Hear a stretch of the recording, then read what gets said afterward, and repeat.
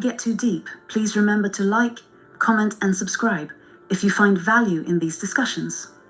This story takes us to Memphis, Tennessee. And if you know... Damn! What? That's crazy on my thing. Oh. He got me. Y'all don't lie. I am. This the on. This your live. Get out my way. Where Great Flag? Where Great Flag at, bro? All right. Be great. Yeah. Be great. Yeah.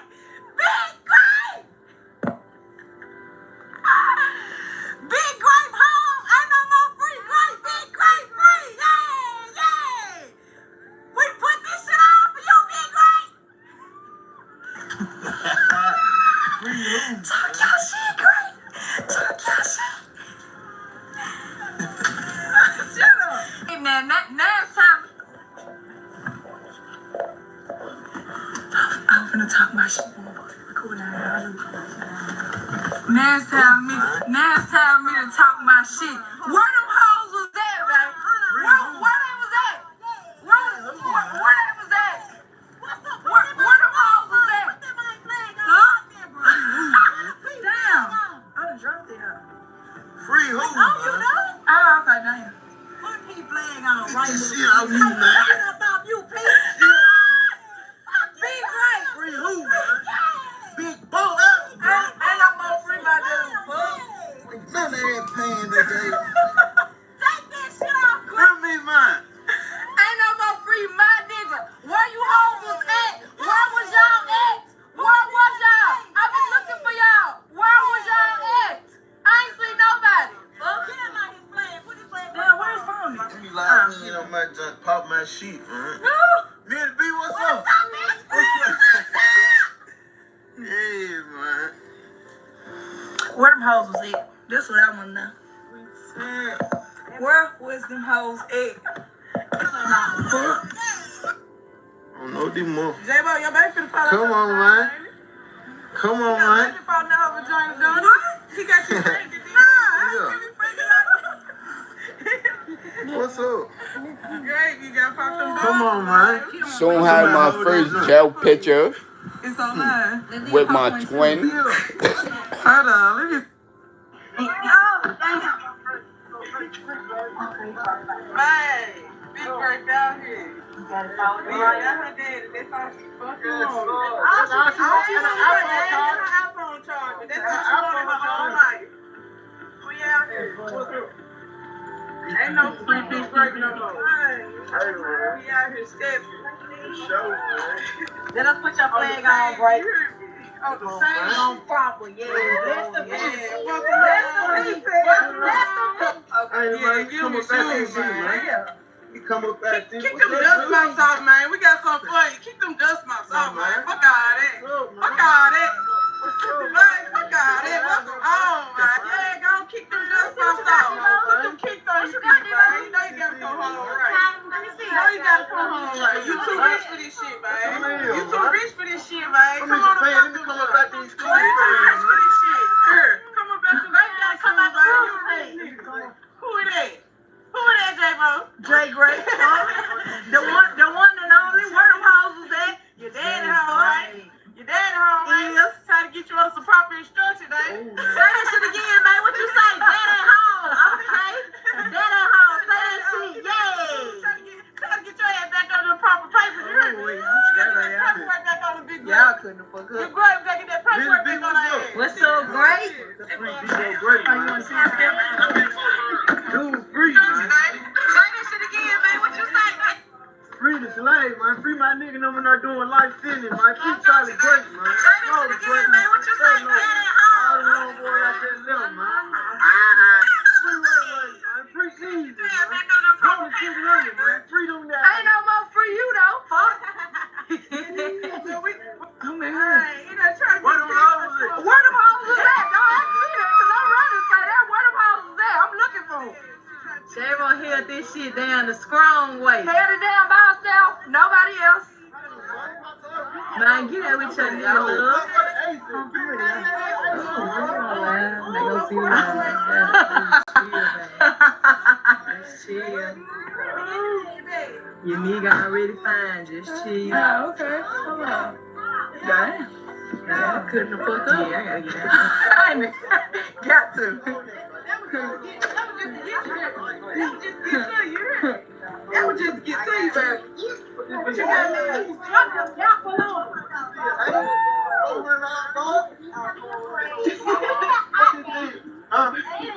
I ain't gonna hit you in the ass. What you see, a $400 bar, mate? Right. Be seen in the club. We gonna have we in the club. We in the club right now. You hear me? This the rich family club. You hear me? We trying to know. Y'all snap them up, y'all. Snap them up. I gotta stay on this live. I gotta keep running. Y'all look this way. We popping bottles out here. The rich way. Stepping out. That's how you coming out. That's how you coming out.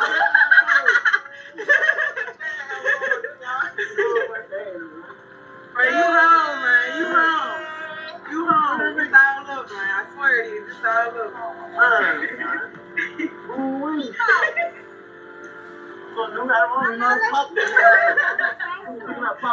You like my bracelet? Man, got two of the richest niggas where you at, right here. Ain't no more free models. Jail do that to niggas? You forget how to open bottles and shit? Nah. Relax. This is New Smyrna Beach, Florida, with 17 miles of sun-bathed beaches, just steps away from wonderfully relaxing places to stay.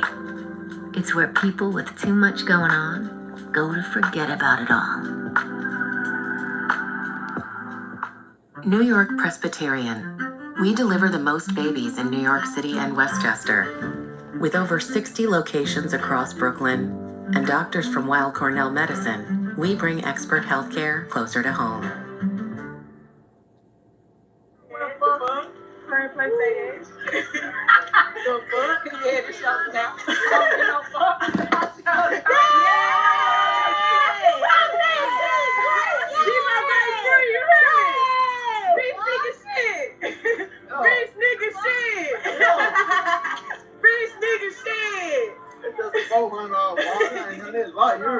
I'll wait till later. Wait till later.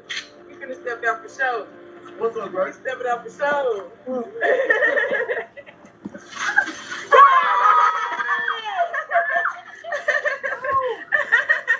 What's up, Jay? Great. Do exactly to that nigga what he did to me, yo, bro. Y'all Yeah. got money with she ain't fucking with me. Take some pics, man. Take What some up, pics. I'm still looking for y'all. Where was y'all at? Where was you, ho? Just woke up, nigga. You was like, yo, yeah, that's for We you. don't see y'all. Take She kept pictures, do what posting you more want with videos it. about him It's after he got it's released. yours. Man, so where my money at? Where my money? She decorated the entire room and had a lot of gifts waiting for him. Let's run through some of the clips.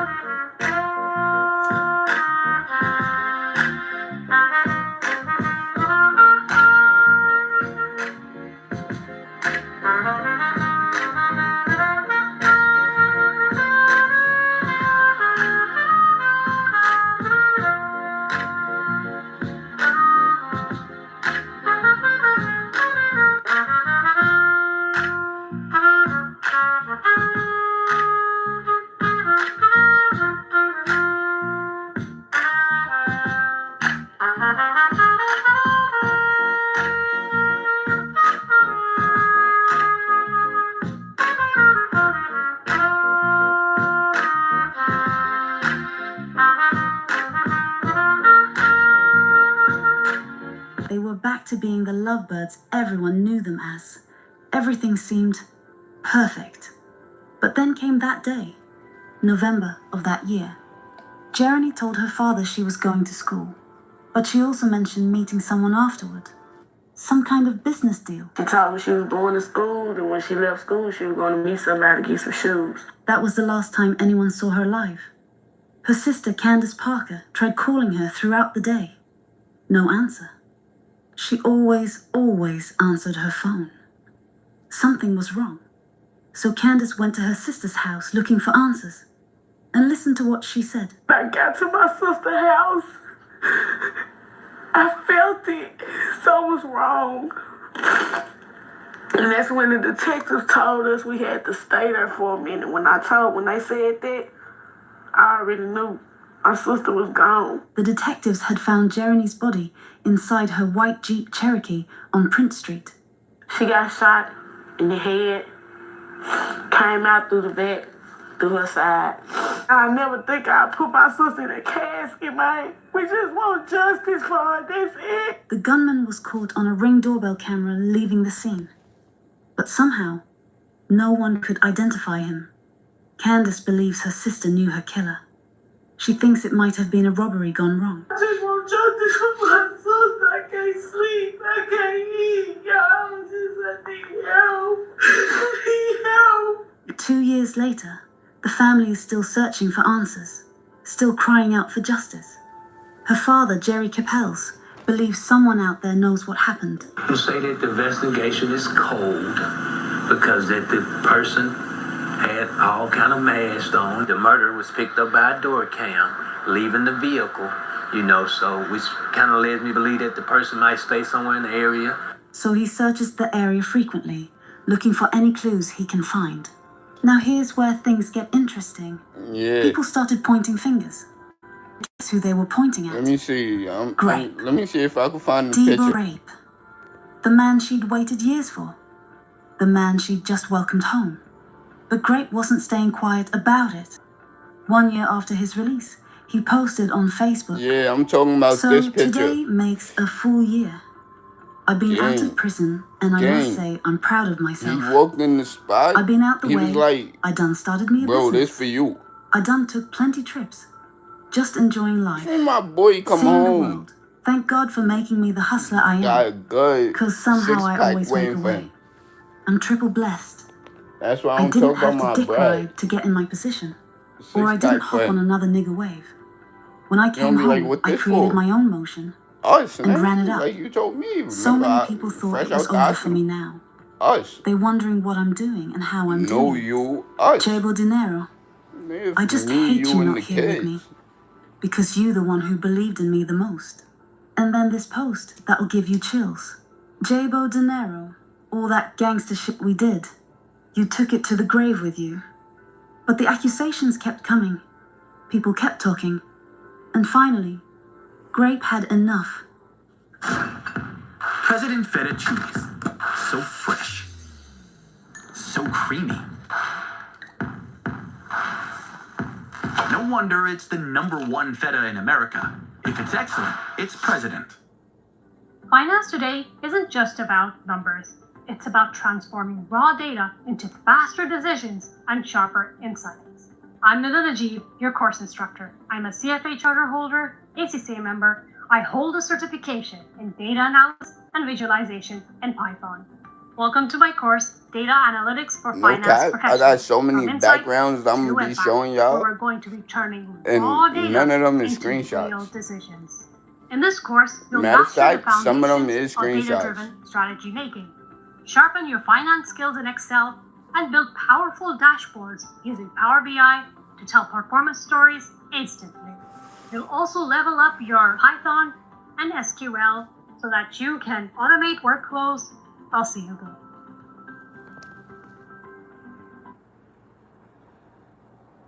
And finally, Alright, when I'm talking about real life shit, I'm putting this as the background.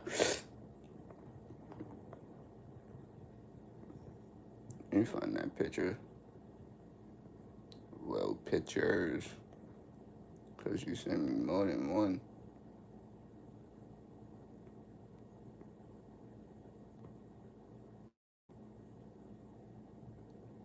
Alright, so boom. This is right down the block from my crib. Where's my dad? A lot of people won't know where that's at because a lot of people don't know where I live. So when I'm listening to stuff like this is what the background gonna be.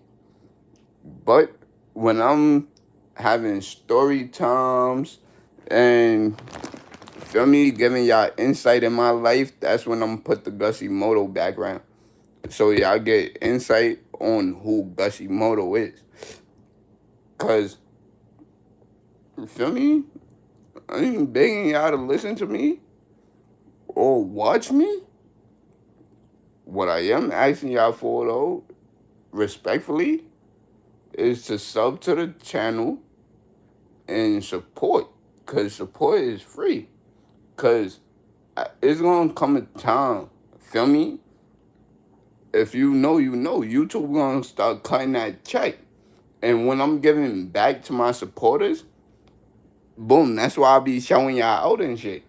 Because, boom, when it go like this, oh, if you remember this story, put this emoji in the comment section, and I'm going to send you this, when it's really supposed to be the other way around. Y'all supposed to be donating me to help me get mic, better everything. Better mic, a better camera, a better everything. Feel me? But at the end of the day, I don't need y'all donations. I want to be the one giving to y'all. I don't want y'all to give to me. I'm the artist. I don't know who be watching me make music, but I know I do be having people that make reactions and that do vids and shit watching me, feel me? So I'm trying to tap in with them type of people so I could further my career. Grape had enough. Like, he went live on Facebook with this caption. I tried to ignore the bullshit, but you're really blowing me. What he said in that live video, it might change everything you think about this case. Let's listen to what he had to say. Hey, share this video. Everybody on here, just share the video, man. I'm sharing all these capping ass shit these motherfuckers doing him. The city trying to blame my image of him. I'm talking about why I ain't saying nothing. What the fuck? I ain't gotta post nothing on Facebook. Let me grieve how I'm grieving him. Let me grieve how I'm grieving him. I ain't gotta grieve. I ain't gotta go live crying, doing all that cap ass. Want some likes and shares and shit. I ain't gotta do all that. Yeah. All these junkies, broke ass bitches. All you hold junkie here. On God. On my little girl, y'all junkie here. All you hold that was just at my house. Erica, LaQuisha, Candy, all you junk ass, broke ass bitches, you know what I'm saying, was just in my face here, and now y'all getting on Facebook with all these cap ass shit. You hoes ain't doing nothing but Facebook. You hold that, all you hoes know is Facebook, talking on Facebook, trying to get likes and shares and shit. Come on, man, nobody with all this. Say shit one time, I say my little piece, no, gone, hear me. Y'all ain't want to hear from me no more, hear me. Cause I don't do the Facebook, I ain't doing all that, hear me. These hoes getting on here trying to blemish my image, hear me. Everybody getting on here talking about he did this, he did that. Come on, man. Y'all gotta be the most dumbest motherfucker ever, man. Anybody who sit up and believe that shit to myself, man, anybody who know me, fuck that, all these outside, it motherfuckers from all out of town to myself. Man, what the fuck? Where y'all coming from, man? Who the fuck are y'all? Hear me? But anybody who know me and any motherfucker that know J-Bo, come on, man. Y'all know who she rocking with. Y'all know who she love. Y'all know who she crazy about. Come on, man. Y'all motherfucker crazy.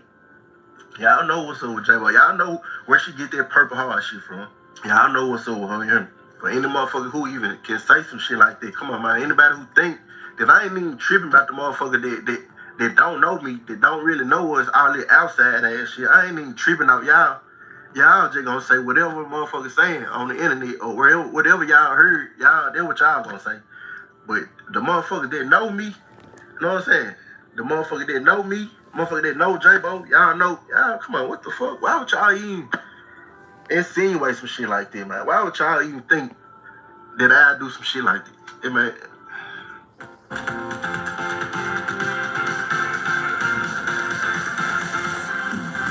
Fuck, nigga.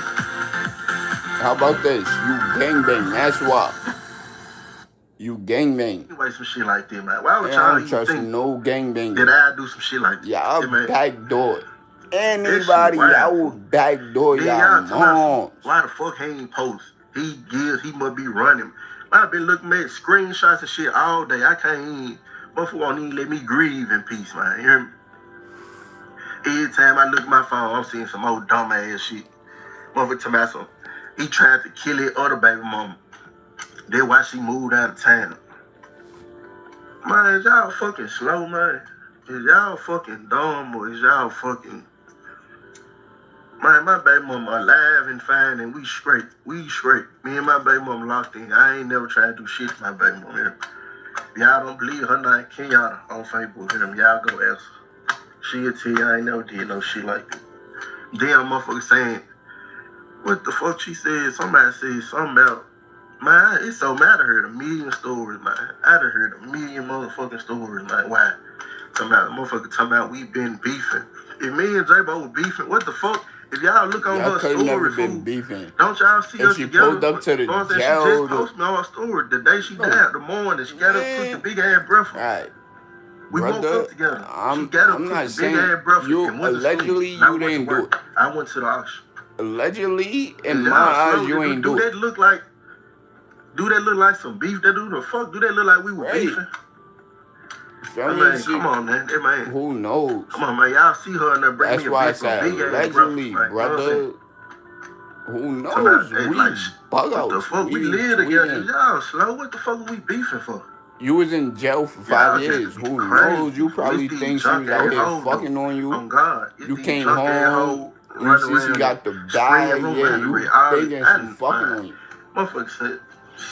So, brother, man, I ain't gonna lie. I was just on your side. You keep pulling too much from me. Clean the motherfucking shirt and shit. Motherfucker got too That's that pathological liar shit. I was seeing the little comments and I ain't on your side no more. I'm sorry, my dog. Go back and forth with these people, man. I'm seeing the little comments and shit, but you bitch ain't got bold. Posing. That's what pathological liars do. What the fuck? You bitch ain't got too bold, man. Y'all forgot. Y'all must forget. I changed my life since I just got out of jail. I'm trying to straighten up. Know what I'm saying? You're a practical liar. Cause I got bigger shit. I got beans in there. I got a little girl. I'm trying. You know what I'm saying? Motherfucker trying to do right, boss up. You know what I'm saying? But don't forget. You know what I'm saying? Don't forget what I was doing back then. You hear me? That shit still in me, man. Don't bring that shit up out of me, man. You hear me? Don't forget who Debo Grape is. You hear me? Before all this bossed up shit. You hear me? Before the money. You hear me? Don't forget what I was doing back then. You hear me? I still get with that. You hear me? While y'all playing, y'all bullshitting. Y'all, man, this shit crazy, man. Y'all bullshitting, man. All y'all motherfuckers sharing shit talking about he did. I can't believe he did that. Come on, man. I'm hurting like a motherfucker. Bro, like, y'all want to let motherfucker breathe in peace. I'm hurting like a motherfucker. And motherfucker calling the police, calling the detective, trying to figure out. I read some shit. They talking about he ran out of town. He ain't in Memphis no more. That's why he ain't answering the phone. I ain't answering the phone for no motherfucker. I ain't responding no inbox because I'm hurt. I'm grieving right now. And now the motherfucker want to ask you, is you straight? Man, do you think I'm straight, fool? Would you be straight? Hell no, I ain't straight. I'm hurt like a motherfucker. Man. Hey, man. I ain't with none of that Facebook ass shit y'all got going on, man. You junk ass bitch need to stay.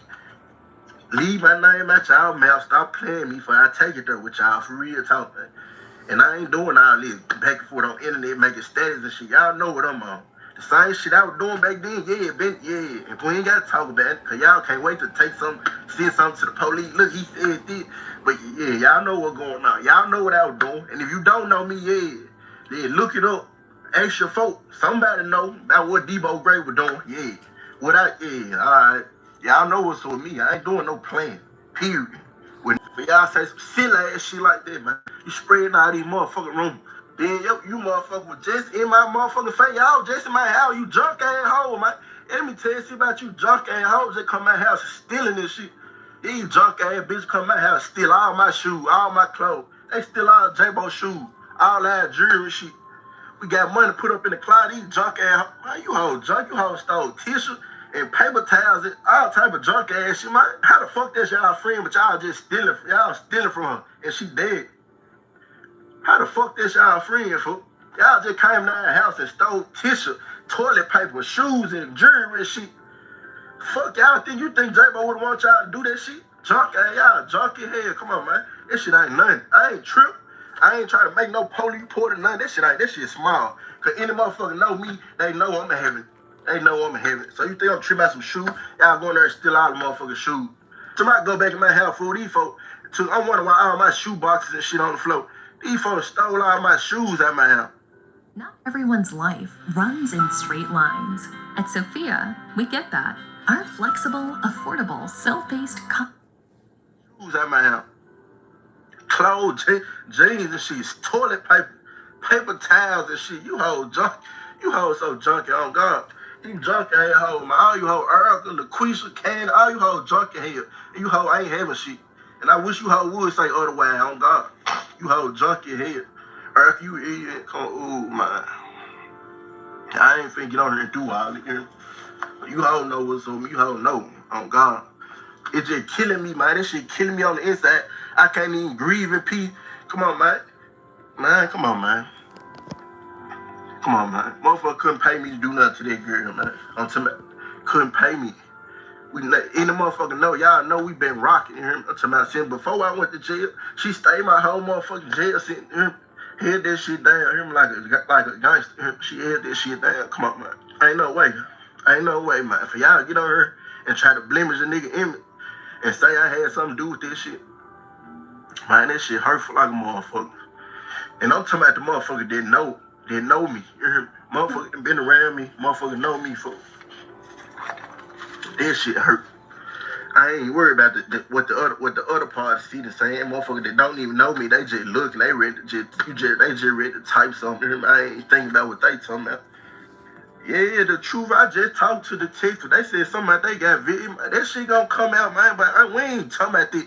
We talking about a motherfucker trying to blemish my image, man. Come on, man. I called the police, man. The fuck? I called them motherfucking police. I ain't finna get into all that. I don't owe no motherfucker no explanation, man. Hear me? And this ain't what I got on here for, man. I just got on these motherfuckers. I got on these motherfuckers because I'm tired of motherfuckers calling me. Hey, stop calling me, man. I ain't talked to some of you motherfuckers in I don't know how long, man. Stop calling me. Stop inboxing me. Stop asking me if I'm straight. Hell no, I ain't straight. That's why I ain't been responding to this shit, man. I don't want to talk.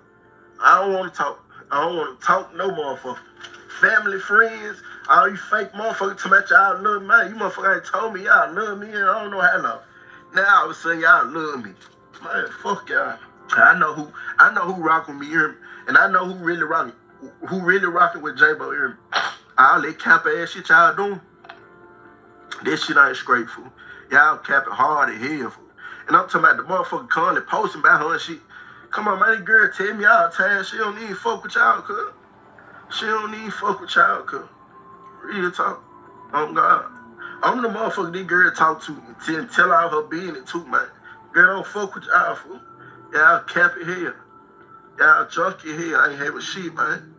Motherfucker stealing toilet paper, man. Y'all damn bad, man. Y'all stealing shoes and shit, man. Shit ain't nothing. Y'all see, I ain't even saying nothing. I ain't called y'all now time saying no why y'all steal all that shit for. Come on, man. You drunk asshole, man. I would have never brought you home to me. I brought you home in the house so we could figure out what the fuck what just happened to Jake. That's the only reason you was in my house, period. And I left that motherfucker, man. Some told me, man, I shouldn't have left you drunk assholes in my house, man. For real, cause you hoe ain't nothing. You hoe ain't having shit. You hoe hurting, man. You hoe ain't never, you hoes ain't never had no house nice as hell like I have.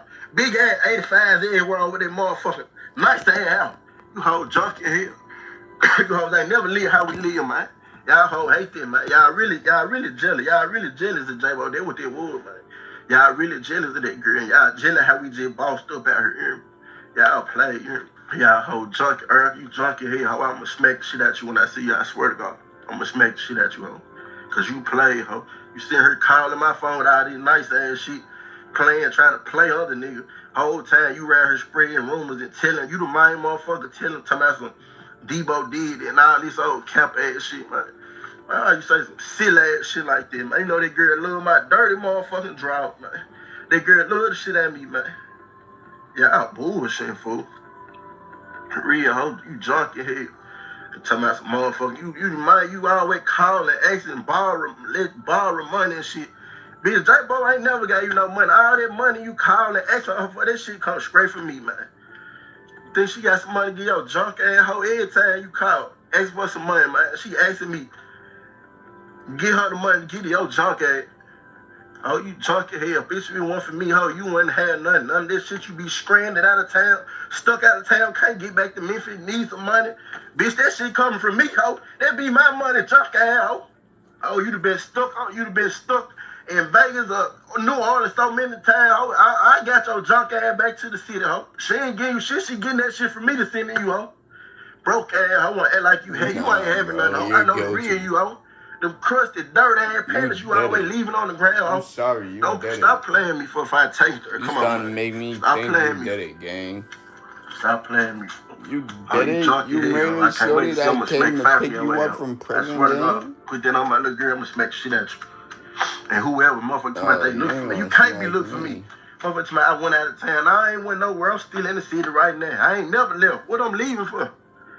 What the fuck? I ain't running for shit. I'm looking for whoever looking for me. If you look for me, that's what I'm looking for. I'm looking for your ass You too. about You ain't to looking for, you can't roll be up. looking for me. Too much, y'all got 20,000 on my head, man. That ain't shit. That ain't shit. 20,000, that ain't nothing.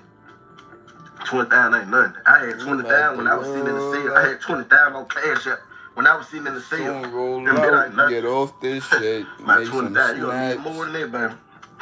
Oh, junk your head out here. LaQuisha, you junk your head too, hoe. And you No disappointed me, music LaQuisha. You really most disappointed likely me, hoe, dropped because you been today. there. See, me and J-Bo first started rocking, hoe, so don't nobody know how you supposed to know. You know me and J-Bo locked in for life, hoe. You know this shit. For you to let these folks get in your motherfucking head and convince you that I had something to do with this shit. Nah, that hoe ass smack you too, hoe. But you ain't worth you, hoe. You ain't never been nothing. You broke, junk your hell too, hoe. No, you ain't having shit. Y'all hating, man. Y'all hating on that girl, cause y'all ain't never had shit. And I just got out of jail, man. And boss told him, fuck around with you, nigga. Matter of fact, I bossed her up from in jail, nigga. Fuck you talking about. Hi, I am 30 days out from my first marathon. Can you give me a personalized plan for the next 30 days to structure my fuel? You talking about? Y'all know who having this shit. Y'all know who having this shit. Y'all know who tens of thousands of dollars she was holding. Fuck you talking about. Y'all ain't never seen her with 10,000. Fuck you talking about. Who money you think they was? Who y'all know who was sending that motherfucking money home from jail, nigga. Fuck you talking about. Yeah, and 10,000 and 2-3 different bank accounts, nigga. Y'all know what the fuck going on. Y'all know that. You hoes ain't never had no nice house, no nice nothing. You hoes drunk as hell. Broke ass bitch, man. And everybody on Jay Daddy side, man, y'all know she don't fuck with y'all, man. Real talk, man. They told me this whole ass nigga, the nigga, the whole fine, man. You hoe, I ain't finna get into this, man. But y'all play, man. I'm just asking y'all, stop playing with me, man. I love that girl to death, man. She loved me to death, man. Y'all see that shit. Y'all should. I'm pretty sure y'all went on her page, watched her story, man. Y'all seen that girl with me, man. I left the house that morning, man, at 8:42, man. She cooked me a big ass breakfast, man. She, you know what I'm saying? I was trying to hurry up, eat the breakfast. I cop open at the auction at 9 o'clock, man. So I'm trying to rush to the auction. I left the house at 8:42, man. Y'all seen that shit on her story. And if y'all did see it, I'm gonna post it on my shit. Cause I screen record. Y'all seen her walk me that big ass breakfast in there. Know what I'm saying? Motherfucker ain't cooking for no motherfucker they beefing with, man. Y'all slow as hell. Talking about motherfucking beefing, man. You seen her telling that motherfucker he been beating on her. What the fuck? Come on, man. Y'all ain't never seen me girl with no black eyes, busted. No, y'all ain't never seen. Come on, man. Don't do that. And I seen another shit. They talking about some other whole post on there talking about some he was jealous because she had another nigga or some shit. Hey, man. Anybody who know me and J-Bo relationship, y'all know we don't get into about no niggas and bitches. All we worry about is getting some money. Yeah, all we worry about is getting some motherfucking money. We don't all about we don't all about no niggas and no bitches. We ain't worried about nothing but getting some motherfucking money. So I don't even say no cap ass, silly ass shit like that, man. You go crazy hell. Man, it's something else, man. What else silly ass shit? I've been reading so much silly shit. I'm talking about all day. Motherfucker calling and screenshotting. Hey, man, don't send me none of them, man. These folks saying, man. And it's so crazy, man. Is you bitches dumb, man? I didn't get. I'm at the Usher all day, man, in Lakeland, Tennessee, man. I'm on camera. Anybody know about Dealers Auto Auction? They got 1,000 motherfucking cameras in there. I'm in that motherfucker all day. The time that she got murdered, I'm in that motherfucker all day, man. If y'all to go call them, fuck around with y'all. Y'all silly as hell, man. I done already chopped it up with detectives and everything. Y'all bitches retarded, man. That's why I ain't gotta tell you whole number, but you bitches slow, man. I'm on 1,000 motherfucking cameras, man, buying cars and shit. While you broke bitches ain't on nothing. You hoes ain't on nothing. Junk ass hoe, man. I'm on camera everywhere. At the time they said she got killed between 12 and 1. 12 and 1 o'clock. Come on, man. I'm on camera everywhere, man. Somewhere all the way in Lakeland, Tennessee. I wasn't nowhere in Memphis. And you junkie bitches talking about I had something to do with this shit. Man, you hoe kill me, man. You hoe kill me, man. You hoe kill me, man.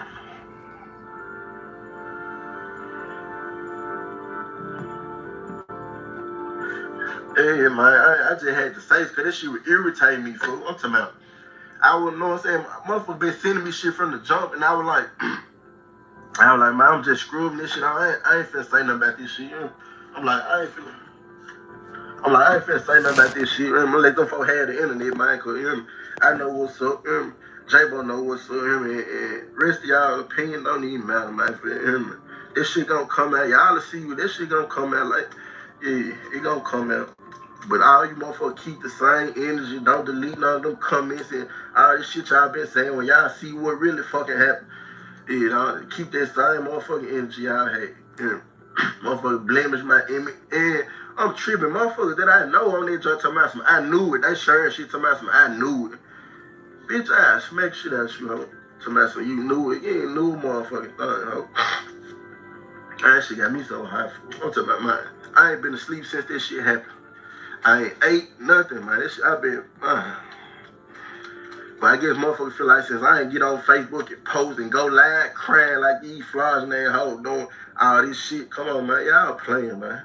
These hoes doing somewhere. And the main hoes I'm talking to is Eric and LaQuisha. You holding blue. You holding blue somewhere. Oh, y'all hoes don't even know. Yeah. And y'all know, you two bitches know what's up. Y'all know what, yeah, I'm still dude. Stop playing me. For y'all break this shit out. No cap. You see if I'm, man. Come on, man. Then the folks say I shot my baby mother. Man, get the fuck out of here. Oh, man.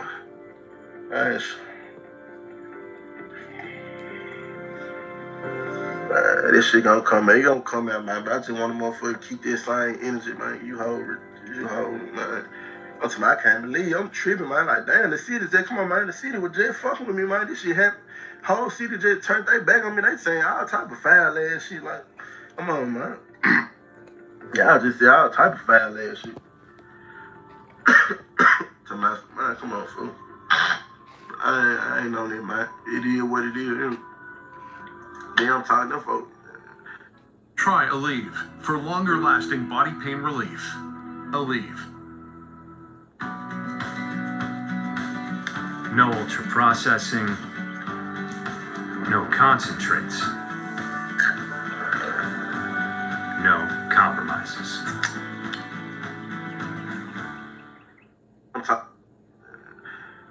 I'm trying to get shit up, man. The only friend that girl really got is Millie, man. On God, Millie, the only motherfucker kept shit crying. Me and Millie were at the funeral home and shit, man. We trying to plan this shit. I'm telling them folks, she ain't got no insurance. I'm finna pay this shit out of my pocket. Fuck, they talking about some insurance. She ain't got none. I'm gonna pay it out of my pocket. These broke bitches talking about, so we gonna get her cremated. Man, y'all know that girl don't want to be no motherfucking cremated. Broke junk asshole, man. Her dad ain't shit. He broke your hell. She don't fuck with you. She don't fuck. I don't even know how the fuck he get in the business anyway. Man, on here, she don't even fuck with nobody on your outside, period. He broke your head to my man. We can't come up with the money. We gonna get her cremated. Bitch, I got the money. She ain't got to get no motherfucking cremated. I ain't fool. I hope blowing it, fool. Then they calling it out, man. Oh, I ain't had nothing, man. Broke junk ass hoe. Hey, man, just stop playing with me, man. Please stop playing with me, man. Let me grieve at peace, man. I can't even grieve at peace, man. I can't even grieve in peace, man. Motherfucker want to try to blame my image. I can't even. Come on, man. I'm not him, man. Stop playing with me, fool. Please stop playing with me, man. I got all type of shit, man. Family members and everything. They're like, damn, I know he ain't do no shit like that. Man, for you to even say some shit like that, man, you supposed to be, if you call yourself fucking me, man, you supposed to be on the motherfucking ass for even saying some shit like that. Come on, man. Y'all know what's up. Them motherfuckers know what's up. Y'all know what's up with J-Bo, man. J-Bo love the shit out of D-Bo, man. She love the shit out of me. Real talk. So why the fuck? Like, what reason would I have to do some shit like that for? Like, you know what I'm saying? Even if I went on camera, let's just say ain't nobody know where I was. Like, what reason would I have to do some shit like that, man? Man, come on, man.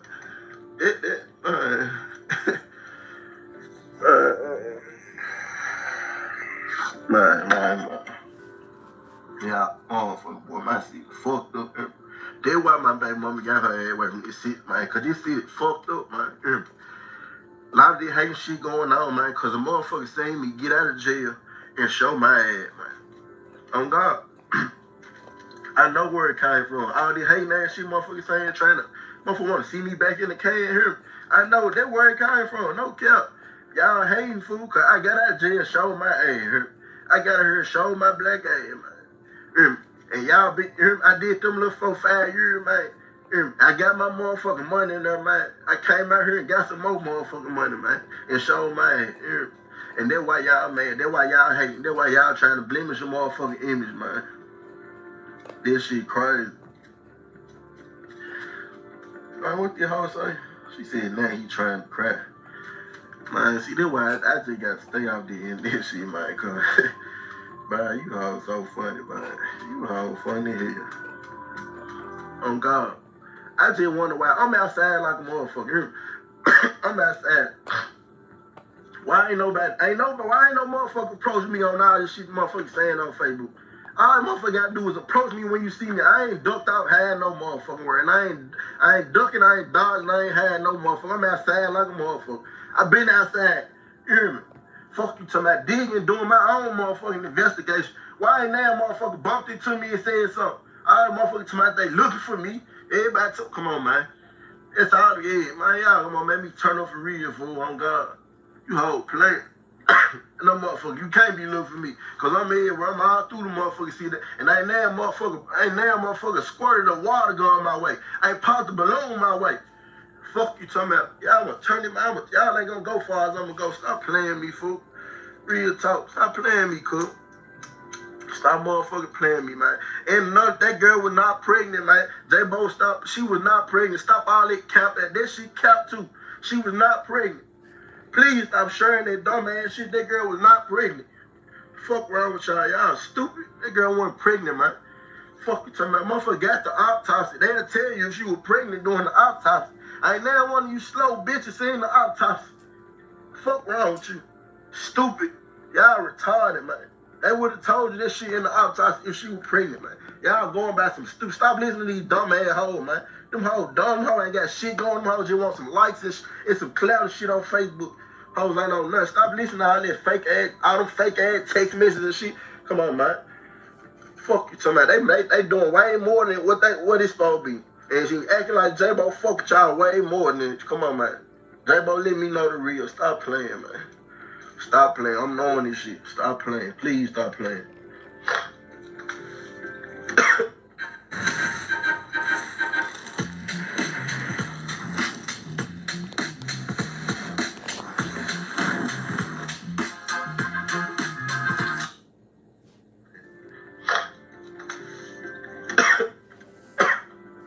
But I ain't figure out here and do this shit with y'all all day, man. I just want, man, speak my little piece, man. Tell you, I ain't hiding. That really was my point of this shit. Let you motherfucker know I ain't hiding. I ain't went out of town no motherfucking where. I'm still in the city. I ain't running from nobody. If you looking for me, I'm looking for you. Bump into me. What you waiting on here? My number 849-0806. Fuck you talking about. Yeah, wherever you want to meet, whoever got that 20 on my head, nigga, fuck you talking about. We can double that because I got 20 in my pocket right now. So it fall on my head, nigga. If you want it, nigga, come get it. Fuck you talking about. It fall on my head. It fall K on my head. If you want it, come get it, nigga. Fuck you talking about, tough ass, bitch ass, broke ass, nigga. Nigga broke his head. I ain't that post, man, but whoever we, I'm pretty sure you bitches ain't got 20,000. The average motherfucking Memphis ain't got, y'all ain't got no 10, 20, y'all ain't got no motherfucking 1,000. And I know you broke ass bitches, Eric, and y'all ain't got, you hoe, call and ask, you hoe getting money from me too much. Broke ass. You broke ass hoe, always asking the borrow shit, so I know y'all ain't got no 20,000 to put on nobody's head. And Khalisha, you faking here too. Come on, man. If I've been sending me shit you been saying out, come on, you faking here too. Come on, cuz we just sat on the phone down there an hour. Come on, man. We just sat on the phone down there an hour, man. And you doing like, come on, like you rocking with a nigga. Come on, man. Ain't calling, sending me screenshots of shit you saying in the motherfucking inbox. You faking here too. I ain't shit with you either. I smack shit at you too, ho. Y'all don't know what type of shit y'all on, fool. Stop playing with me, though. I'm still out here, man. I'm just, come on, man. I need capping that shit, man. I ain't trying to explain shit to no motherfucker, man. I ain't doing it for the explanation. I'm just doing it, letting these folks know, stop playing me, y'all. This all I can't even, every time I click on this shit, I stop getting on Facebook every time. My phone calling ring with inboxes and shit, messages and shit, motherfucker talking about, calling, send me scrap. I don't want to see this shit, man. Stop sending me this shit, man. Whatever y'all see on that joint, man, send this shit to your mammy, man. Don't send this shit to me, man. I don't care nothing about none of this shit, man. Let me grieve, man. Every girl gone, man. No folk deal up a handful. Let me grieve, fool. Let me grieve, man. Hear me? Motherfucker, come on, man. Keep me out that bullshit, man, for real. Keep me out of that bullshit, man. But like motherfucker said, the truth gonna come out. The truth gonna come out, and then what everybody gonna say then? That's what I'm saying. When y'all find out the real, you know what I'm saying? You know what I'm saying? The detective them already know what's going on. That's why I'm sitting back. I can't do no sit back look at you stupid at you crazy motherfucker. Hear me? But when it comes to the light, when y'all see what's going on, then what y'all gonna do next?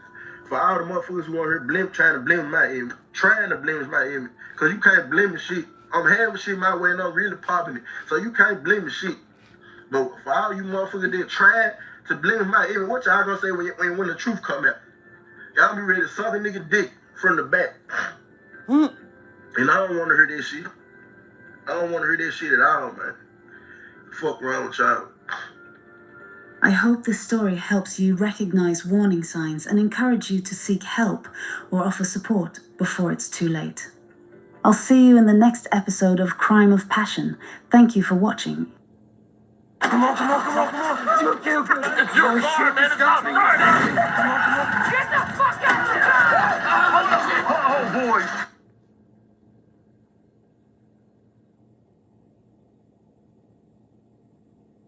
The saying goes, meant to be. Really just in love with each other, in love with their kids, and seemed like a stable, normal family. But peel back the layers of Robert and Sabrina Lamone's perceived stable, normal facade, and you'll find deep cracks in the marital armor, starting with some risky sex on the side with neighbors. It was usually Sabrina and I, and then we would go have sex with our husbands in the same room. Add a young, impassioned evangelical firefighter to fan the flames. He was a bit sheltered. And you just might get the sense that this is not going to end well. Car accident and fire were two of the things that were discussed, but they ultimately decided on poison. This is the coldest, most calculating killer I've dealt with in my entire career, and I've done a lot of them. I can see how that looks really, really good.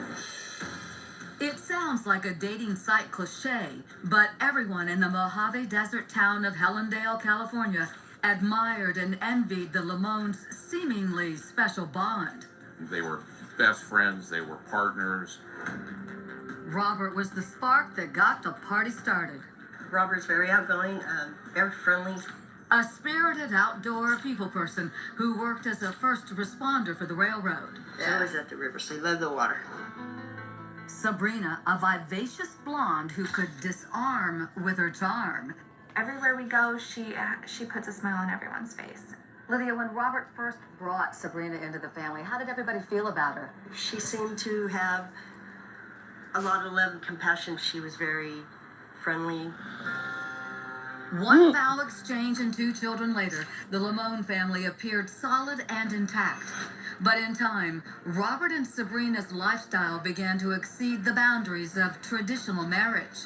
They decided to open up the relationship. And at that point, We breaking day, to gang. make him happy, she was a caretaker, that's for sure. Sabrina's family told Crime Watch Daily the swinger lifestyle took No, its no toll on game. Sabrina. We not in no She did game. not want to have an open relationship We anymore, breaking and day, he chat. wanted to, and Cause I don't know who gang bang or who don't gang bang, but I'm not in no Sabrina's gang. best friend, Kelly Bernatine, and her husband, Jason. One of my favorite But words there were is bro some though. suspicions that Kelly and Robert were allegedly having a private one-on-one affair behind the scenes. He'd come home and actually start telling Sabrina what Kelly had just done that was so awesome sexually. And she'd go, I don't want to hear this. Sabrina, her family tells me, was feeling tormented, lonely, and desperate. He wasn't there for her in the emotional way that she needed. With the kids in school, Sabrina got a part-time job at the local Costco. At least it was a distraction, and she could earn a little money on her own. One day, a fresh-faced 22-year-old firefighter named Jonathan Hearn walked into the store while Sabrina was on the job. There were sparks. And even though their lives were worlds apart, the attraction could not be denied. She was 11 years older than him. He was a bit sheltered. He was homeschooled, but very educated. Grew up in a religious home. Had a good family. Jonathan was intrigued. She lived that other lifestyle that he was never exposed to. But Sabrina needed an emotional connection. Jonathan turned out to be just that guy. Sabrina lured him in with sexy snapshots in lingerie and love notes. This one reading, "You are so special to me, and I'm truly grateful to have found you." Signed by Sabrina with hearts. She was getting attention from somebody who told her, you'd be the only person in my life. I'd only want you. I would never do those things to you. And it makes someone feel good after not getting attention for however, many years. And Jonathan appeared head over heels in this phone message to Sabrina. I love you so much, Sabrina. You have changed my life and changed my heart. Sabrina wanted no one to know of the affair. She was admired in the community as a good wife and devoted mother. She wanted to keep this image of a perfect family. Robert Lamone is ambushed, gunned down in the dark of night at the remote railroad facility where he was working the graveyard shift. Robert was there all alone and now lays dying in Tehachapi, California, about 85 miles from his home in Helendale. Shot twice. It was a shoot-to-kill attack. He was struck in the face and traveled through and exited the neck. The other one was a shot in the chest. It went up into the jaw area and lodged in the brain. A grief-stricken Sabrina posted a loving tribute to her husband while struggling to stay strong for their 2 young children. No one wants to see their children in that much pain. Given Robert's unconventional lifestyle, it's hard to tell just who had it out for him. A jealous husband? A jilted lover? Don't know where we're going next. We were still looking for leads. We need this There charger. was no relevant forensic evidence at the crime scene. $15 right now. All Kern County detectives had was this surveillance Gotta tape get it before the of price a go up. shadowy figure roaming the crime scene. The subject was wearing some heavy clothing and also walked with a limp. And footage of someone with a similar build on a motorcycle at a nearby gas station and convenience store right around the time of the murder. Crime scene photos show Robert's office looked as if it had been ransacked. Was this a random attack? They thought maybe it was a robbery or something to that effect. So there's a lot of stories going on. Sheriffs offered a $100,000 reward Even that wasn't tempting enough for anyone with good intel to come forward. And they all pretty much led us to a dead end. This is a picture taken last night before my brother was murdered. The unknown is almost as painful as the grief for loved ones. It left a lot of open questions. And nobody seemed to answer or give us the answers to those questions so that we could heal. A few weeks later, Detective Robert Meyer gets an interesting call from Jason Bernatine. Remember, Jason and his wife Kelly were best friends with the Lamones, friends with benefits. Jason wanted to provide me with a couple text messages that he received from a subject by the name of Jonathan Hearn. Yes, the same Jonathan Hearn involved in an affair with Sabrina Lamone. But why on earth would the young fireman be texting his married lover's best friends? He basically was wanting to ask for forgiveness for how shameful he had been. No, it's not a murder confession. Jonathan was actually texting a rather curious apology for having an affair with Sabrina. But why? I obviously thought it was very strange that he'd be apologizing for that, but I had some work to do. So I started looking into Jonathan Hearn. Detective Meyer's next move? A visit not with Jonathan, but with the adulteress herself, Sabrina Lamone. I asked her if there were any issues in the marriage, such as infidelity or a boyfriend, girlfriend, anything like that, and she denied that, and she said it was great. Her and Rob had a great marriage. Nothing like a bold-faced lie to energize a lagging criminal investigation.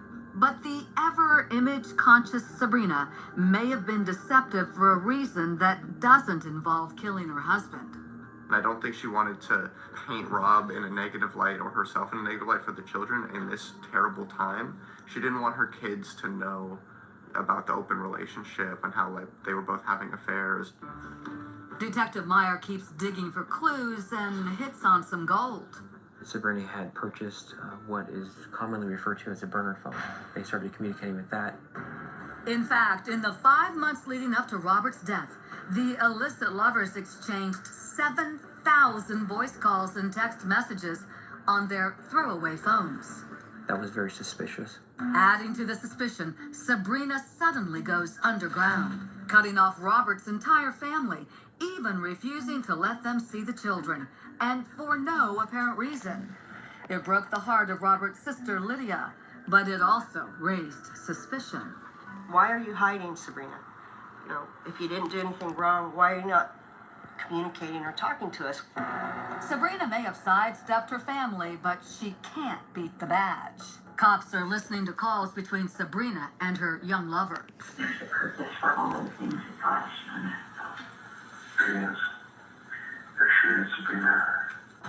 A judge-approved 24-hour surveillance and telephone wiretaps of conversations with Jonathan.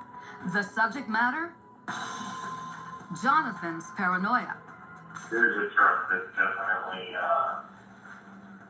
definitely keeps an eye on you. Really? Yeah. They both look like typical cops trying to pretend not to be cops. And stunningly, a prayer for salvation. Not the kind in the afterlife, but the one in the courtroom.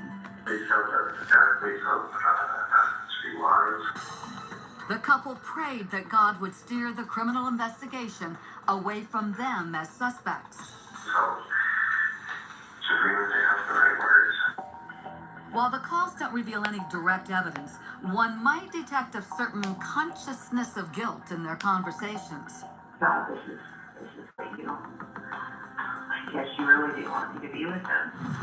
But cops needed more, and it so happens they've been able to gather the incriminating goods. When they search Jonathan's house, they find a motorcycle helmet and gloves like the one spotted in that surveillance video close to the crime scene the night Robert was killed. Based on Jonathan Hearn owning a motorcycle that was similar to the motorcycle that was around the scene, around the time of the murder, based on his relationship with Sabrina Lamone, also him owning firearms that were similar to the caliber that killed Robert Lamone. And there's more. Sabrina stood to gain a sweet payout from Robert's railroad pension. Cops are convinced Sabrina and Jonathan had the means, motive, and opportunity to get Robert out of the picture. 3 months after the cold-blooded murder of Robert Lamone, Kern County homicide detectives are convinced they've got enough evidence to make cases against Jonathan Hearn and Sabrina Lamone. Hearn is arrested at his firehouse where he's on duty, and Sabrina Lamone is on her way to her children's school where she's scheduled for a parent-teacher conference. The whole thing's ridiculous. If you know Sabrina at all, I mean, I love her to death. She's amazing. She's got the biggest heart, but she's no mastermind. She said, why would I, want him dead, or why would I want to do? I have the best of both worlds. We are confident that the 2 people we arrested yesterday are responsible for his murder. Or are they? When prosecutors looked at the case, they felt they had the goods on Jonathan, but not enough to convict Sabrina. It was a blow to homicide detectives who were forced to send Sabrina home to the comfort of her children and family. Sabrina Lamone has not been charged. She is a citizen. She's free to do what she wants when she wants. Coming up, the lovers turn on each other in a he said. Divorce was not something very appealing to her as an option. She said. I never wanted to believe that Jonathan was the one that did this. In a knockdown, drag-out courtroom battle. I believe she told Jonathan to shoot Rob. And the verdict is in. We, the jury, find the defendant, Sabrina Lamone. A cougar and her God-fearing young firefighter. Bonded in love. Partnered in crime. Or so thought the Kern County Sheriff's Department. Detectives were forced to kick Sabrina loose, but put the screws to her forbidden lover, Jonathan. We spoke on several different occasions for several hours.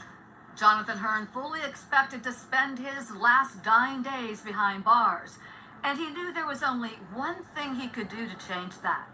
He had to turn on his beloved Sabrina Lamone. And for Jonathan, nothing says I love you like throwing your girlfriend under the bus. He provided the details of their planning and preparing. He allowed us access to his cell phone. And then a move that would afford the young evangelical some mercy.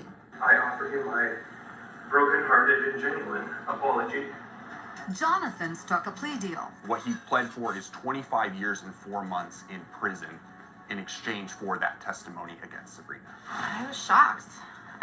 They were intent on making sure that she took the blame for this. He is calculating. He's not naive. Interrogating Sabrina was like trying to crack ice with a feather. That's unbelievable. I seriously feel like there's no way that he would be capable of that. Doctor's going to tell me that you started all this and you talked him into it. Well, that wouldn't be true. Robert's dead because of you. Make no mistakes about that. That is something that you're going to have to live with for the rest of your life. It's time to get off the clock. If you don't have anything for us, I think we need to get you to jail. You're under arrest for conspiracy to commit murder. 3 years after the fatal shooting of her husband, Sabrina's case goes before a mostly female jury. Good morning, everyone. The star witness. We do have Mr. Hearn still on the stand. And once the floodgates opened, an astonishing, calculating, cold-blooded, made-for-TV plot would emerge. She asked me how I thought would be best, and we discussed car accident and fire, and quickly skipped over those and arrived at poisoning. Their choice of poison? Pudding, laced with arsenic. Crime scene photos show bottles of arsenic found in Jonathan's trash. I experimented with that on a neighbor dog who had caused me considerable issues in the past, and put it on some meat. The dog never bothered Jonathan again. Sabrina then put some of the tainted pudding in Robert's lunch and sent him off to work. But the lovers chickened out at the last minute. She called Robert. She had told him to not eat the pudding because I think she said that she told him the bananas had gone bad in it. Sabrina still insisted Robert die on the job at the railroad because the medical care in the area was substandard. But perhaps there was something else. If Robert Lamone was killed in the line of duty, that she would be also getting money from BNSF. Not to mention the $300,000 life insurance payout Sabrina stood to collect. You searched for how long for a life insurance policy to pay out. Is that correct? It appears to be, yes. The question that comes up in every spousal murder, wouldn't divorce be so much more simple? Divorce was not something very appealing to her as an option. She expressed that he would honestly rather be dead than divorced. Losing her would essentially kill him. I had a frank disgust for him that was developing and contributing to me being very dismissive of his life ultimately. Jonathan proved his disdain for Robert. The night he disguised himself, got on his motorcycle, drove 85 miles, then ambushed an unwitting Robert Lamone.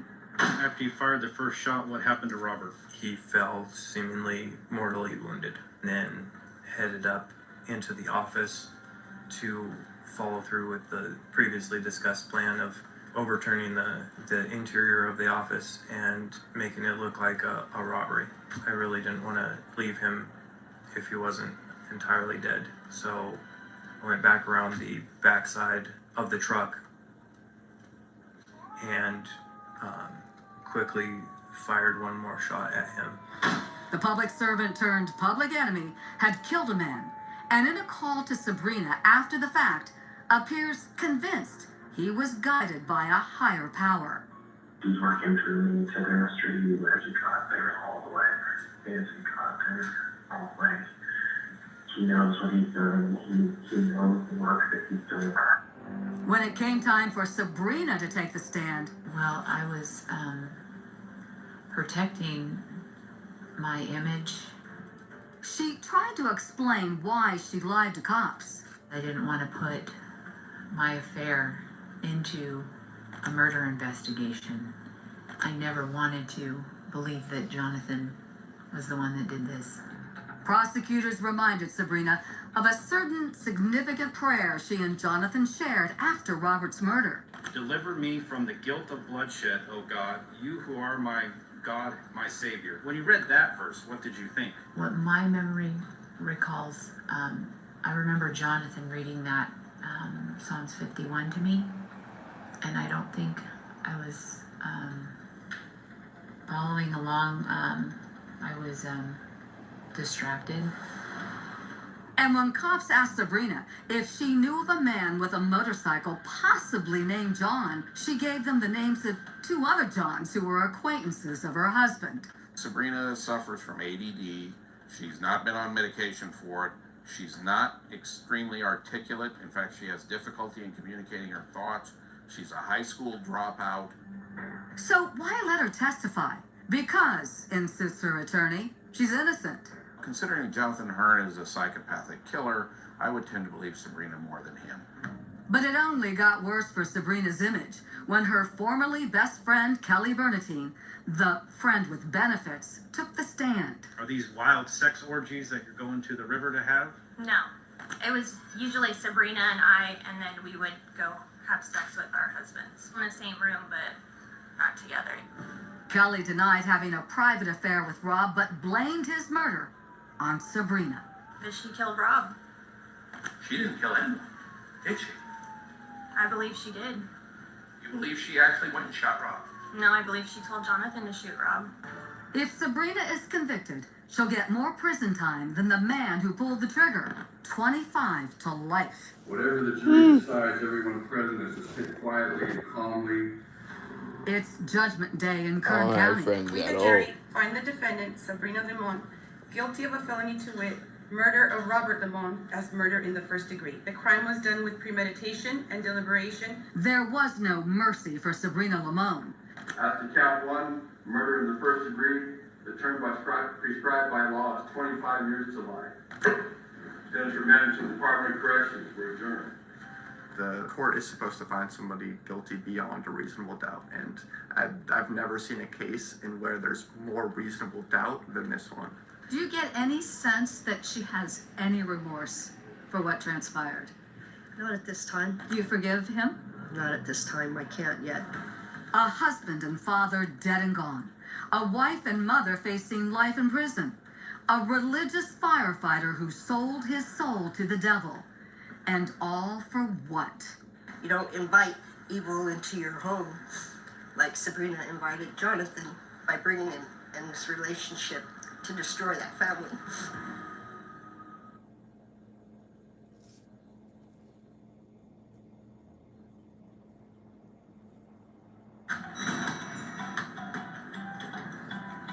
Great hand. We gotta keep that pressure on. And use the active cash Visa credit card from Wells Fargo.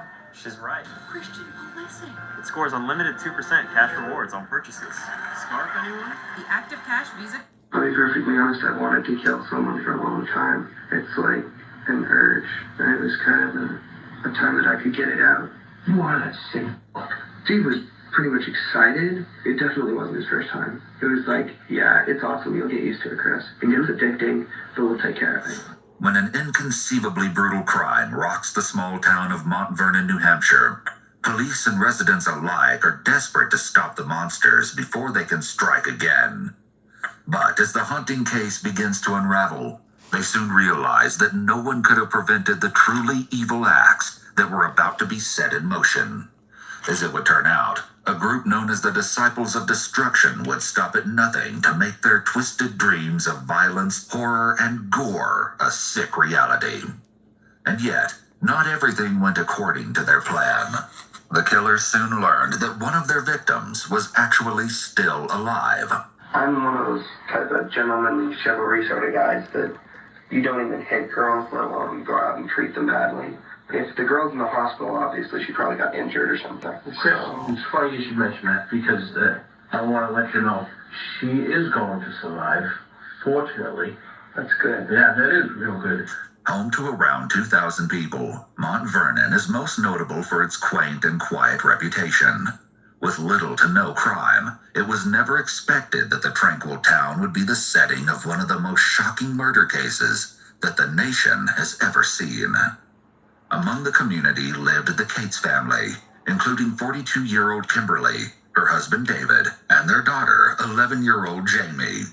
They resided among a beautiful neighborhood located on Trow Road, where the growing forestry made for a peaceful stretch of land. Kimberly was a pediatric nurse and David was an engineer.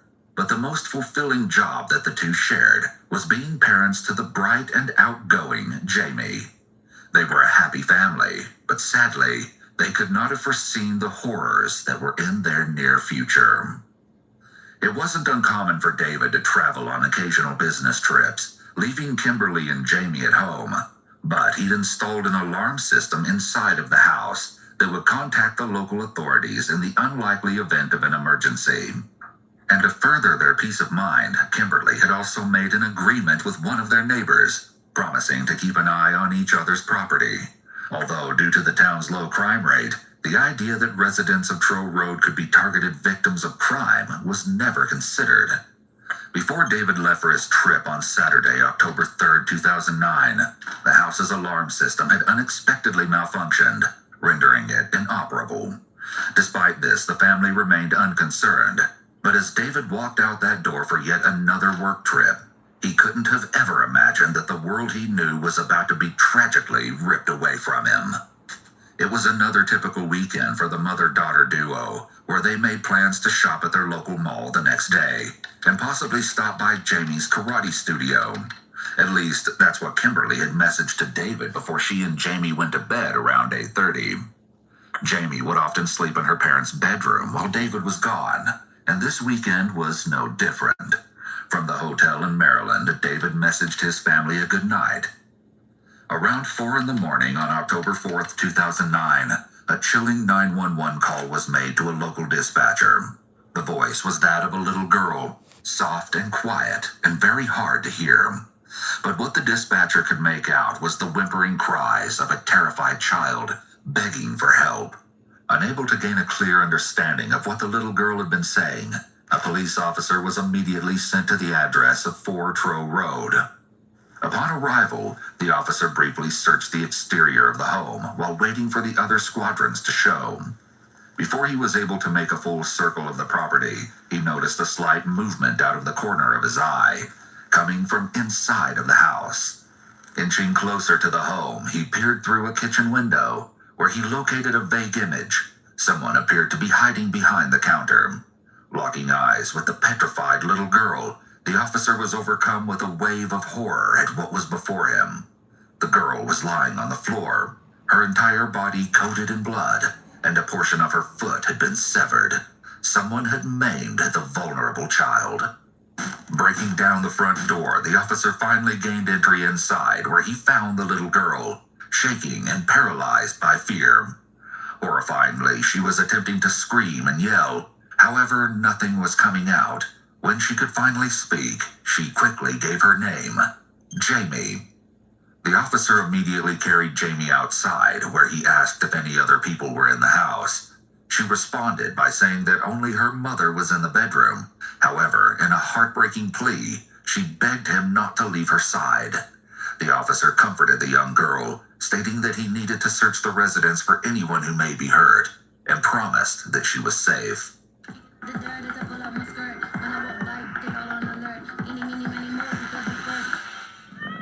Left foot, right foot, left foot, right foot, left foot, right foot, left foot, right foot,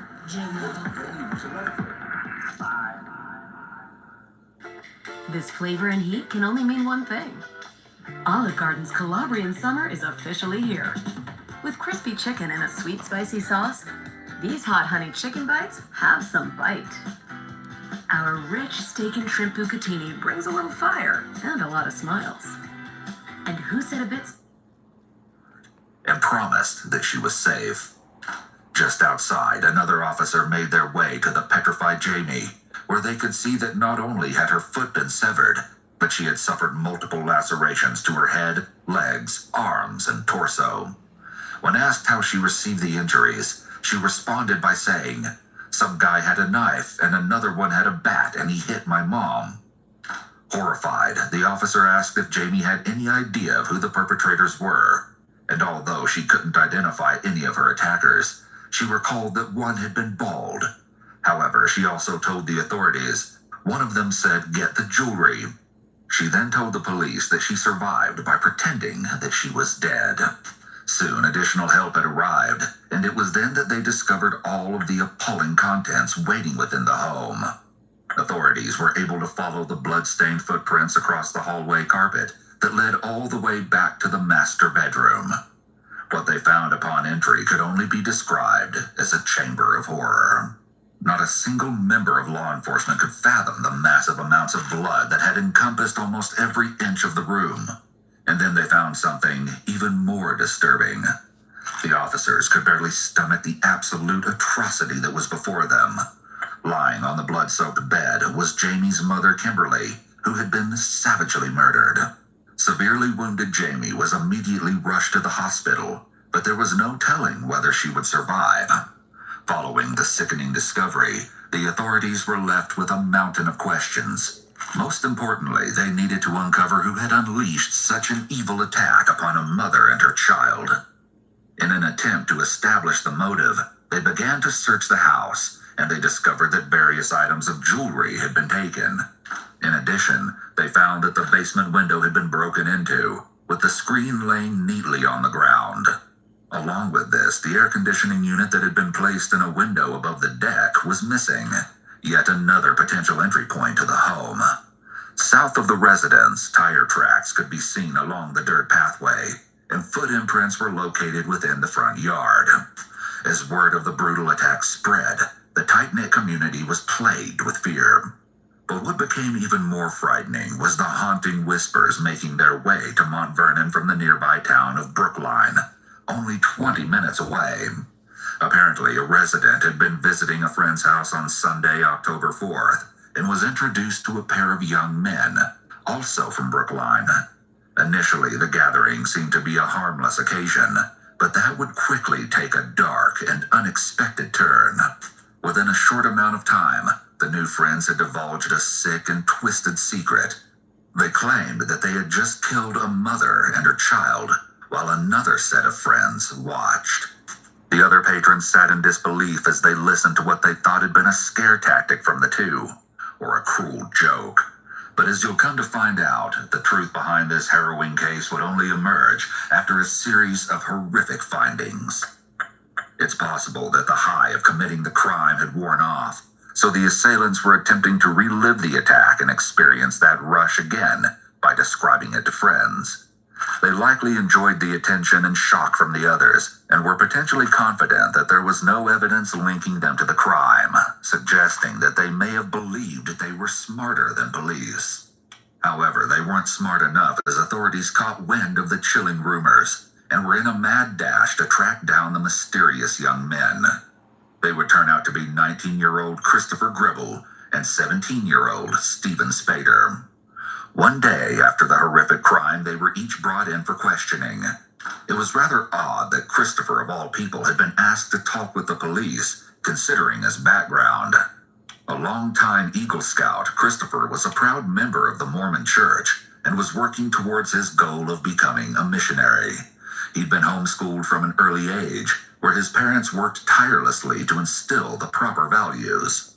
This had also coincided with Christopher's time in the Boy Scouts, where he'd given back to his community, supposedly building a shed for the Brookline transfer station, a drop-off site for waste and recyclables. Although things weren't always as picture-perfect as they seemed, it was no secret that Christopher had struggled with the social portion of his life, where making friends became an almost impossible task. The few that he did have recalled his awkward demeanor and tendency to ramble during conversation. On top of this, social cues were somewhat of a foreign concept to the Eagle Scout, making for a rather difficult childhood. Human beings have a fundamental need to connect with other people. When someone is unable to or has great difficulty forming even platonic relationships, this can be a red flag for a personality disorder. Nonetheless, he carried on with his aspirations of one day becoming a Marine, and enrolled in the U.S. Army Cadet Corps Group in Nashua, New Hampshire. There, he won the Academic and Good Conduct Honors Award. Unfortunately, the excellent student would find himself failing out of the training course in 2008. It was around this time that Christopher's friends and family noticed an odd shift in his behavior, and you'll soon find out exactly why that is. The date is October 5th, 2009, only one day after Kimberly's body has been found. The detective reads Christopher his Miranda rights before jumping right into the much-anticipated interrogation. The following never-before-heard interviews have been analyzed by a qualified team, including a licensed attorney, a licensed clinical psychologist, a former licensed professional counselor, and a licensed professional counselor. What time do you get up Saturday morning? Probably 10-something. Okay. Me and Steve had planned to go around and look at some yard sales. Okay. The pair of friends had supposedly visited a couple of local yard sales, but were unable to find anything worth purchasing. Following the unsuccessful shopping spree, Christopher drove Stephen back home. But this wouldn't be the last that they see of each other on this day. As you get closer to Saturday evening now, you guys making plans Saturday night, weekend night, we're gonna go do something? We were gonna just all chill like at Walmart or something. Mm-hmm. Who do you chill there with? Who do you hang out with you guys? Me, Steve, Billy. Quinn's a friend of ours, but he couldn't get out that night. Okay. He tried and, he ended up having to stay home. Okay. Is that what you guys actually end up doing? Well, we went over to Walmart, but Billy, I guess, had stuff to do, so he didn't get there till later. When the detective questions Christopher about whether that's actually what they did, Christopher avoids answering the question directly, which is a red flag for possible deception. He may be trying to buy some time to think about what he should say. Hey, I see you out here 6 days a week, 12 hours a day. Is this business on single player mode? Every day. It's a one... Deception. He may be trying to buy some time to think about what he should say. In addition, he mentions two new people, 17-year-old Quinn Glover and 18-year-old William Marks, also known as Billy, who'd been part of a friend group with Christopher and Stephen, although Billy and Christopher had only just met a week prior. You and Steve went to Walmart, and then Billy met up with you at some point? I think we did. I'm pretty sure it was this Saturday when we did. Okay. Christopher uses a selective memory statement of I think, and then a qualifier of pretty sure, which are additional red flags for possible deception. The event he's describing was only 2 days ago, so it's something he should remember and be certain about. He may realize that if he wants to play it off as though he has a bad memory, then he needs his memory to be poor on days that don't involve crime and murder. However, the detective will likely be able to confirm or deny Christopher's recount of events based on possible surveillance footage or eyewitness statements, which Christopher may be realizing now. And this is sometime around midnight that you meet Billy? Yeah. How long were you guys there beforehand? Well, we didn't stay completely at Walmart. Yes. I didn't really put it to memory much. Yeah. I remember we were hanging out, but I don't remember doing much or anything. Someone who's being deceptive is more likely to give evasive answers. They want to leave open the possibility to change their story if needed, such as if a detective presents evidence that they were actually somewhere different than they said. If a suspect gives a definite alibi with no room for alterations, then it'll be much more difficult to adjust the story later on. In addition, Christopher may feel like he needs to be cautious about what he says in case one of his friends gives a different account. Next, he states that they made their way to another friend's house, 19-year-old Autumn Savoy. At Autumn's, Christopher recalls that they watched the popular show Dexter, and he begins to describe his fascination with the series. The basic principle, I think, is he's like addicted to like blood and stuff. He really likes blood, and because he kills people too, because of that, which probably sounds really bad in a homicide investigation simulator watching that, but being honest, we find it really entertaining because he works as a blood expert for the police department. And he goes out when he finds people that they either can't get evidence on or somebody who's done something really incredibly evil, generally murders, and he goes out and he kills them in this ritualistic fashion, but it doesn't really like show him killing them or anything. What comes off as somewhat creepy is Christopher's interest in the character and the fact that he's going into such detail about the show. It seems that he doesn't think this will make him look at all suspicious, even continuing to state that they watched several hours of the show before he and Steven slept in his car, which the detectives find to be rather odd. How come you guys didn't sleep in the house? There's only like 2 couches inside. Yeah. And so I just hung out in the car because it holds in heat pretty well. The pair had supposedly left Autumn's place around 7 or 8 in the morning before Christopher drove Steven back to his house. They met again later that afternoon at 1:30 and visited more local yard sales.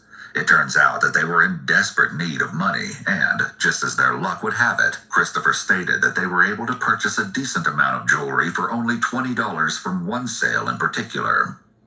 Now, we will find out exactly what they did with the newfound merchandise, while getting to meet our additional suspect, Steven. The detective asks similar questions to that of Christopher's interrogation, where Steven gives the same story. I just went downstairs and discovered that someone at the mall, you and somebody else went down there and pawned some jewelry. Is that right? I didn't. My friend did. Kristen. Kristen, you were with Kristen. You guys went there. Somebody recognized you as being there. Okay. I was there. Okay. We went down to go pawn some stuff at the jewelers. I don't know why that's illegal. No, it's not. Part of what we've done. We're trying to create a timeline of where you were, so we can talk to you. Told us, what was it? 1, 2 o'clock in the morning. You said you were at Walmart on 118 and Amherst. But we're gonna go back. We're gonna check that. Okay. He says he was here. He was there. Okay. When a suspect acts defensive, such as Steven is doing here, this can be a red flag for deception, but his age may be a factor in his behavior. The logical part of the brain, known as the prefrontal cortex, isn't fully developed until around the age of 25, and even a few years later for men, which can partially explain why teenagers and children tend to act based on their emotions rather than thinking things through. It's also possible that Steven sees the interview as a big inconvenience for him. Well, what did Chris call? At least he had some new gold necklaces. I didn't really look at it. She told me it was worth money, and I needed money for weed. To be honest with you. Okay. How many necklaces do you remember? We had like two or three. $130 worth of gold. Christopher and Steven had only recently become friends again, after previously meeting during their time in the Boy Scouts. Years later, they would somehow reconnect, bonding over the same interests, and Steven, just like his friend, had grown up with issues of his own. Tech moves fast, and WGU can help you keep up. We build technology degrees with industry leaders, focused on real skills, not hype. Learn online, earn respected certifications, graduate ready for what's next. Visit WGU.edu to learn more. Hey, did you know you might get a big cash payout if you were in a car accident up to 1 year ago? Even if you weren't driving. Just click the link around this video to see how much you can get. Just answer 5 simple questions, and it only takes 30 seconds. If you got hurt by a driver, then had grown up with issues of his own. As Stephen's mother was allegedly struggling with addiction during her pregnancy, Stephen tested positive for illegal substances upon his birth, but would go on to beat the odds and was adopted by a loving family at only 5 days old. During his childhood years, Stephen was a picture of happiness, outgoing and personable, given every opportunity in life. He participated in various sports and joined both the Boy Scouts and a theater group, all of which gave him the chance to make friends. But once he approached his teenage years, it was like a switch had gone off. In an instant, the once lovable boy turned cold and became uncontrollable. This would later be confirmed through one of his close friends, Autumn, who had much to say about the troubled young man. I just knew Steve was getting worse from talking to him. And then at some point, he went away. I don't know exactly where. When he came back, he was not the same person. He wasn't that emo kid who had issues at home. He was this kid who wanted to be a gangster, a big drug dealer. Like, it was odd because somehow he always managed to have money for drugs. He would sneak out at night. He'd quote-unquote borrow his parents' cars. Like, we'd hang out a lot. He was someone I could talk to. It's nice to have someone else who understood. His mood swings could happen in the blink of an eye, leaving his friends and family to walk on eggshells. But even worse, Stephen was developing violent tendencies. His mother, Christine Spader, noted that at one point, Stephen had punched a wall out of sheer frustration. During a most memorable incident, Stephen and his father were having a heated argument, and the teenager, engulfed in rage, allegedly pulled out a knife. He started to associate with kids from different high schools, where he apparently joined a gang known as the Crips, although his father, also named Stephen, believed this to be nothing but teenage nonsense. In addition, he would take recreational and prescription drugs in order to help with his supposed anxiety. Stephen's parents grew increasingly worried about their rebellious teen and finally took him to see a psychiatrist in 2006. Stephen's behavior indicates that he was showing signs of having conduct disorder. Sometimes when behavioral problems are sudden and severe, like in Stephen's case, it occurs due to some sort of trauma or major stressor in the young person's life. And because Stephen was heading down such a dangerous path, his parents reportedly spent thousands of dollars in an attempt to help their son. However, he was eventually diagnosed with bipolar disorder and major depression. They would apparently go so far as to enroll him in an addiction treatment center, but were devastated to learn that he required a higher level of treatment than the facility could offer. Stephen was then taken to a residential treatment center, but left within a month, yet another failed resource. He even spent a few short days in psychiatric hospitals in 2008, and supposedly ran away with his girlfriend later that year, but was found in New York and returned home within days. It seemed that there was nothing left to try, but the devoted parents would never give up on their child, although not a single thing could have prevented the heinous acts of the monster that was about to be unleashed. Back to early Sunday morning. There's no way that he could have been in Mount Vernon with him. That was not there. Chris and Billy? No. No? Alright, well, I got some more information when I was downstairs. Yeah. Billy's basically given it up. This may be an example of the prisoner's dilemma, in which Stephen now faces the decision of whether to confess or to stick with his story.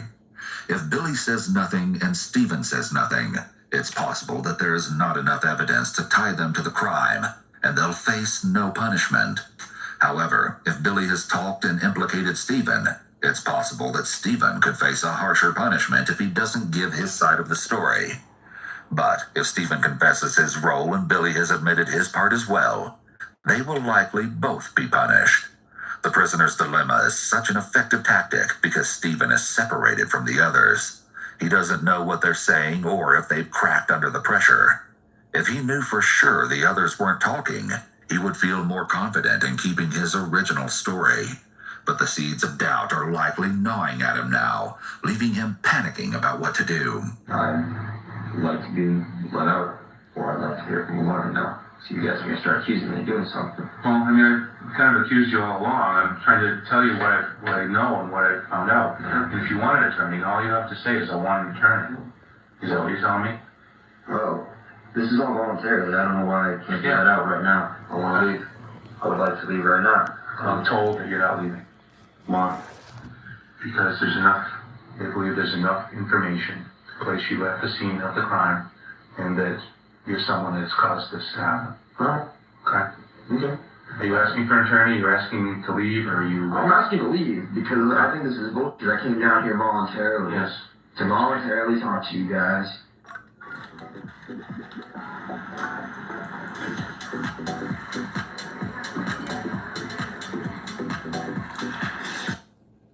Voluntarily talk to you guys. And now you guys are telling me that I can't leave. And I didn't do anything. I want to be let out. Okay. I don't want to smoke a cigarette. Okay. Frustrated, the detectives must end the interrogation. It's possible that Stephen refuses to believe his friend has betrayed him, but, as we will later hear from Billy, he was ready to come clean. In the meantime, there are still a few things that Christopher's interrogators would like to cover. And right now, I'm going to tell you that there are some other stories that are being told.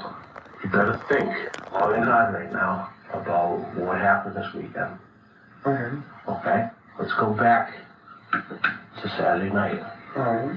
What happened after you left your girlfriend's the party that you went to?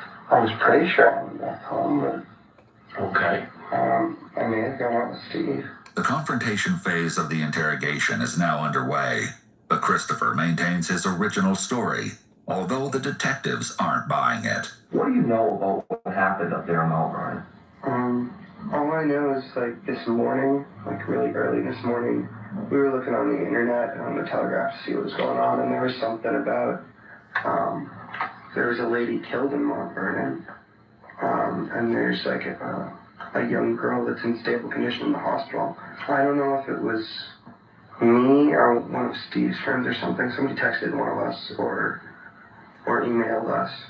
I just remember that we heard that the girl was conceivably in the same class as one of our friend's sisters or something.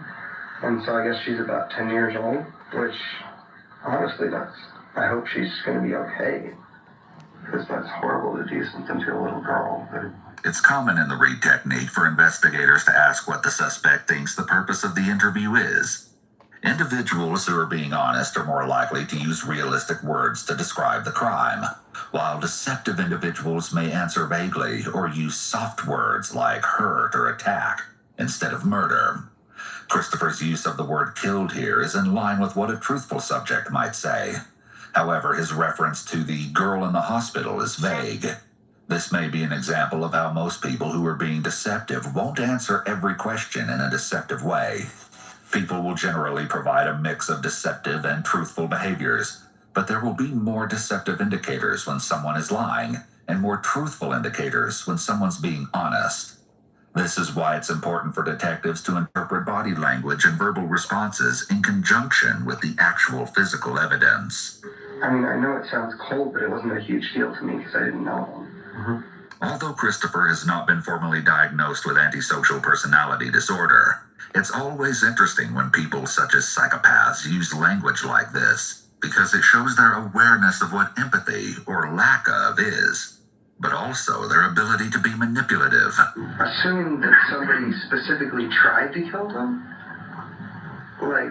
that rubs against my conscience personally. I'm one of those type of gentlemanly chivalry sort of guys that you don't even take girls, let alone go out and treat them badly. Christopher's statement here may be what is known as a convincing statement. Individuals who are telling the truth don't usually feel the need to prop up their story with convincing statements about what a great person they are, because they know the facts are on their side. On the other hand, individuals who are being deceptive may use these sorts of statements to bolster their image and persuade detectives to believe them. If the girl's in the hospital, obviously she probably got injured or something. It's funny you should mention that because I want to let you know she is going to survive. Fortunately, that's good. Yeah, that is real good because it's real good because she deserves to be alive, and so does so does the lady, I'm sure. You know, but you know what else is good? It's good because she could ID the two people that That'd be were good. in the house. That'd be awesome. I hope you guys can do that. Christopher's voice is slightly shakier, and he overall sounds less sure of himself here as the detectives attempt to break his confidence. And although Christopher states his relief that Jamie is expected to survive, he's likely panicking at the thought that she may be able to identify him. Let's say it was a robbery gone wrong. Mom ends up dead. The little girl ends up seriously injured. People involved in it. They're pretty nasty people. What do you think should happen to those people? Well, they should probably get sent to jail for the rest of their lives, or prison. I honestly don't know what's the difference between jail and prison. Although Christopher's response sounds okay at first glance, it's a red flag that he qualified his answer with the word probably. Most truthful individuals would provide a firm response in a situation like this. If the officers had doubt about his involvement before, then they definitely don't any longer. The thing that seems to have led you to me is the car. And why do you think that is? Hello, freedom-loving people, and welcome to another episode of the Restricted Handling Podcast. Glenn and I are again on separate continents. What should have led you to me is the car. And why do you think that is? I don't know. Maybe a car like that was just seen in the area, and so you were checking out that lead. It's quite possible I was in the area. I could have been driving down that road right when it happened, which kind of scares me. Because what if they'd come out of the house and needed a getaway car and killed me for my car? That kind of makes me nervous. I probably won't drive around there too much anymore. This statement indicates that not only does he know the exact area the police are referring to, but he won't go there again. This may have been a slip-up on his part, as Christopher was likely trying to convince the detectives that not only was he not involved in the crime, but he could have even potentially been the killer's next victim. However, in doing so, he seemingly confirmed that he had been in that area. In addition, asking the suspect to elaborate on their knowledge of the evidence is a common way to get them talking, and a possible opening for them to make mistakes. Let's say you were on that road that night. Assuming I was, that scares me shitless.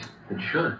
Because not only does it make me a suspect, obviously, since you're questioning me, but that really scares me that somebody who was willing to attack, even if they were just trying to get out of the house, a woman and a little girl, of course they're going to attack me for my car. Like, I've never had my car jacked, but I've been scared of it sometimes. Apparently, while driving around on Saturday night, Christopher and Stephen traveled all the way to Mount Vernon. Christopher states that they eventually parked in a driveway down one of the back roads for a bathroom break. But he doesn't clearly remember where they were. Unsurprisingly, the detectives find this to be